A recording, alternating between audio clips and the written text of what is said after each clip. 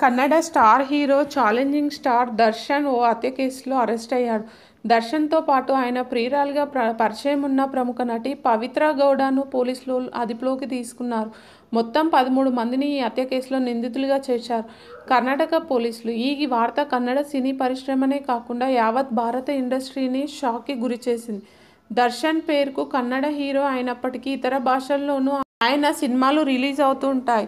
గతేడాది ప్రభాస్ సలార్కు పోటీగా రిలీజ్ అయిన కాటేరా మూవీ తెలుగుతో సహా పలు భాషల్లో బ్లాక్ బస్టర్గా నిలిచింది. స్టార్ హీరో అంటే అభిమానులకు ఆదర్శంగా ఉండాలి.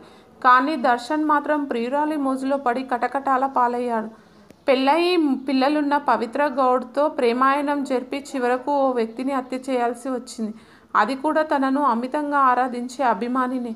పూర్తి వివరాల్లోకి వెళ్తే కన్నడ నాట స్టార్ హీరోగా వెలుగొందుతున్న దర్శన్ 2003లో విజయలక్ష్మి అనే అమ్మాయిని వివాహం చేసుకున్నాడు. వీరికి వినీష్ అనే బాబు కూడా ఉన్నాడు.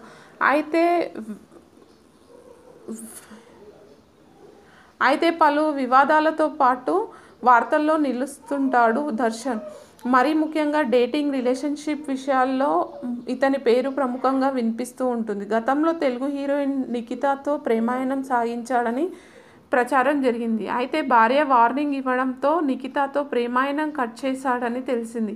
ఇక 2011లో స్వయంగా దర్శన్ భార్యనే సదర్ హీరోపై గృహహింస కేసు పెట్టింది. ఈ 14 రోజుల పాటు జైలు జీవితం కూడా గడిపాడు దర్శన్.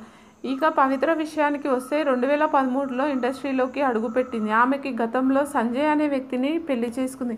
వీరికి ఖుషి అనే కూతురు కూడా ఉంది.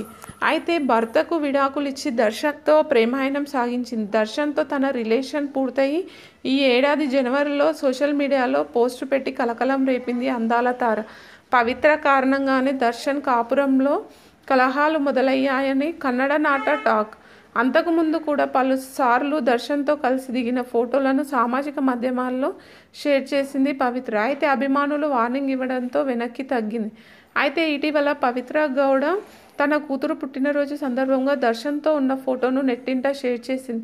తామిద్దరం 10 ఏళ్ల నుంచి రిలేషన్షిప్లో ఉన్నామని, దర్శన్ భార్య విజయలక్ష్మికి తమ ప్రేమ బంధం గురించి తెలుసంటూ పెద్ద దుమారమే రేపింది.